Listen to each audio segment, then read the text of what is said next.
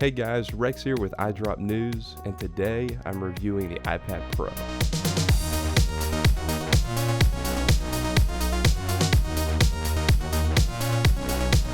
So let's start with the hardware.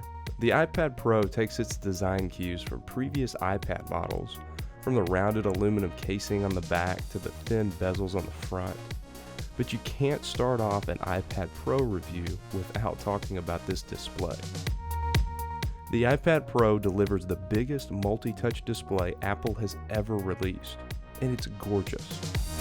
The 12.9-inch Retina display is packing more pixels than the 15-inch MacBook Pro. Apple has also added technology in the display to make it more energy efficient, which enables the iPad Pro to maintain that famous 10-hour iPad battery life, even though it's pushing more pixels than any other iPad. The processor inside the iPad Pro is the A9X, which is Apple's third-generation dual-core 64-bit chip, and this thing flies. To put that in perspective, when Apple introduced the iPad Pro, they said it was more powerful than 80% of laptop PCs that were sold in the last year. And after using the device for a while, I think I believe them. Performance has been so smooth with whatever I've thrown at this thing, from games, videos, multitasking, and so on. The iPad Pro features 4 speakers, one in each corner of the device. Apple claims they're 3 times louder than the speakers on the iPad Air 2 and have a wider frequency range and response, which means deeper basses and richer mids and high tones. All that to say, these speakers are incredible. Another cool thing about the speakers is they adjust depending on the orientation of the device. So as you rotate the device from portrait to landscape, the speakers rotate too, keeping your music well balanced. On the side of the iPad Pro, you'll notice 3 little dots. This is a brand new mechanism for connecting external devices, mainly keyboards at this point, and Apple calls it the Smart Connector. Apple made a keyboard accessory for the iPad Pro, but I picked up this keyboard case by Logi called the Create that also has support for the Smart Connector. Now, what is extremely cool about the Smart Connector is that it transfers both power and data, which means that you don't have to go through the sometimes painful Bluetooth pairing process whenever you're setting up an external keyboard. Even better, the keyboard is powered by the Smart Connector, so you never have to charge it. Speaking of external keyboards, they are almost a necessity for real productivity on the iPad Pro.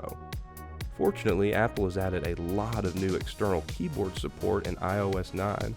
If you want more on that, I wrote an article all about those keyboard shortcuts on the site, so go check that out. If you prefer to use the software keyboard, Apple has made some changes specifically for the iPad Pro to take advantage of the bigger display. The software keyboard provides a full laptop-like experience, including a full number row and full-size tab, caps lock, and shift keys. So one of the biggest benefits of the iPad Pro's massive display is multitasking. Multitasking features were exclusively added to the iPad line in iOS 9, but it feels cramped on other iPads. But on the iPad Pro, it's fantastic. You can use picture-in-picture, or run split view, or use 2 apps at the same time, or you can run both. And with the iPad Pro, you still have enough screen real estate to get things done.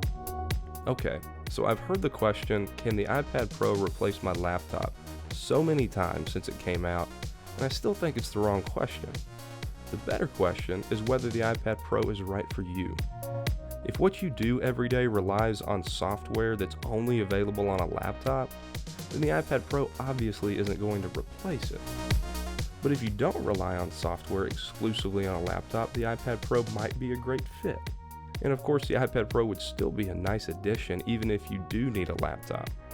So whether an iPad Pro is the right device for you is a personal question. The productivity features make it compelling for business people.